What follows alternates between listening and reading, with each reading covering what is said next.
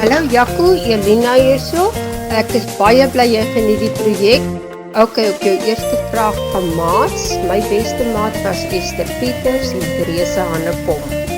Die rede hoekom, dis al wat met my moed kon uithou. Die juffrou of die onderwyser wat my die meeste beïndruk het, was mevrou Oosthuizen. Sy het baie in my geglo, my selfvertroue baie opgebou en my groot liefde vir Afrikaans gegee.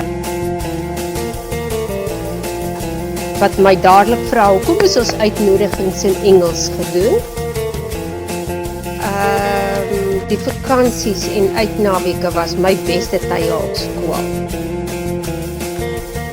Die vierde vraag, die embarrassing moment, weer Engels.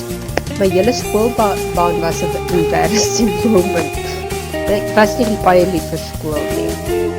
Vraag 5 oor die keuse. Nee, ek het nie 'n keus gehad op skool nie, maar almal was gedurig op my keus.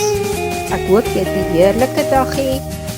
My favourite was Stokkies Draai van Mark Annandale, maar dit is later verander na Rondom Talie Draai, as gevolg van die verkeerde invloed wat dit ons gehad het. Ons gaan stokkies draai. Ek gaan die skool toe nie, ek gaan stokkies draai.